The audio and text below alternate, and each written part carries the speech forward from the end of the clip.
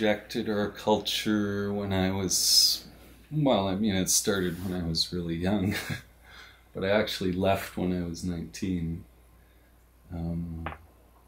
I had a lot of pretty enlightening experiences, and part of the consequence of that was just seeing how completely fucked our culture was.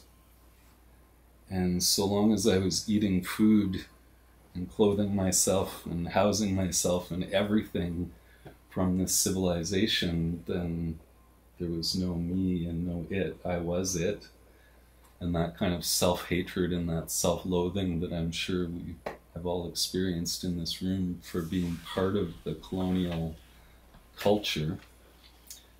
And if you're here, you're part of that culture, whether you're white or not, because, well, whatever, you were rich enough to get here somehow. Anyways, it's hard, right? Dealing with this inheritance that we have. And so many of us go through really dramatic rejections of what we see as the status quo, and we become live food people or vegans or whatever, pagans or whatever, and it becomes this kind of other thing because we want to identify ourselves as different from this thing, right? But you are that thing.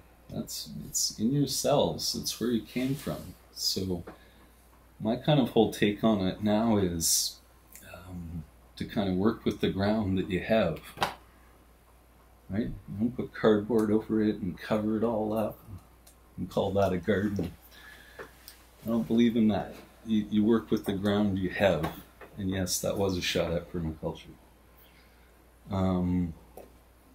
You know, it's we just love doing that in our Western culture. We love starting from ground zero. Let's just call this year zero, and we'll start our own civilization. And that's pretty much what happened. Because it's not the year 2016, right? That's a bunch of bullshit that the Romans made up and whatever. I mean, it's got a history to it, but we're subject to it. And so for a lot of years, you know, I left this culture because I thought, okay, I want to learn how to make my own food, make my own clothes, make my own shelter. I'm going to learn how to be independent from this thing. This is when I still had the delusion that such a thing could actually happen. So I spent 4 years in the bush, and I was a Buddhist during that time, and I meditated 6 hours a day. I meditated a good chunk of the day, and then I foraged for food the rest of the day and prepared food the rest of the time. And so when I cut myself off from people and civilization, you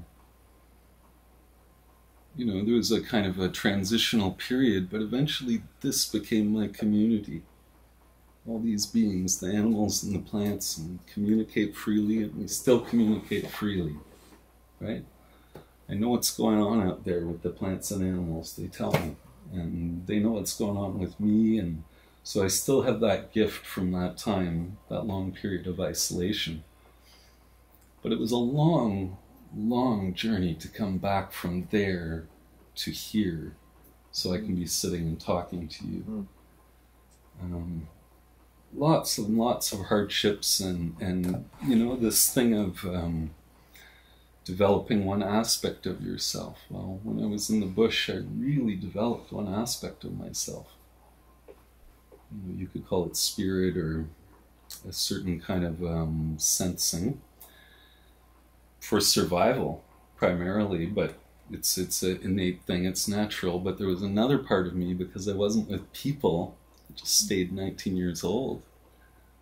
You know, I didn't emotionally develop. When I came out of the bush when I was 23, I was still 19 because I'd cut off all contact with people. So just sharing that as another example of how, you know, we'll go after something with such a vengeance, but then only to neglect all this other stuff that is part of you too. And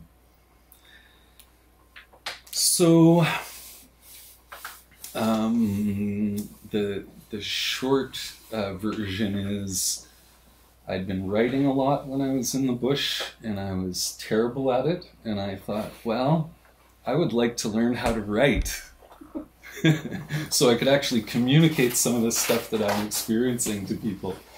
And so I started university with that, but then I couldn't stand the English department and all those people.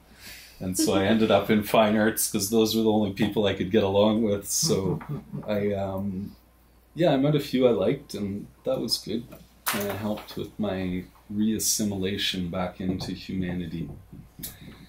And I was celibate the whole time I was in the bush. And I met a woman, and that helped in a big way with pulling me back into the fold. And so I suddenly started to develop my immature emotional body, which got rebirthed through several women to be the man I am now. And I give them full credit for it, because unfortunately we can't do these things by ourselves. Mm-hmm. I always say to people, oh, it's easy to be enlightened when you're single. I could do that too. No one to push your buttons. No one to bring out that other stuff, right? You need it, whether it's your mom or your partner or your kids or whatever. We all need it. Or we just get closeted in our own little movie, our own little reality.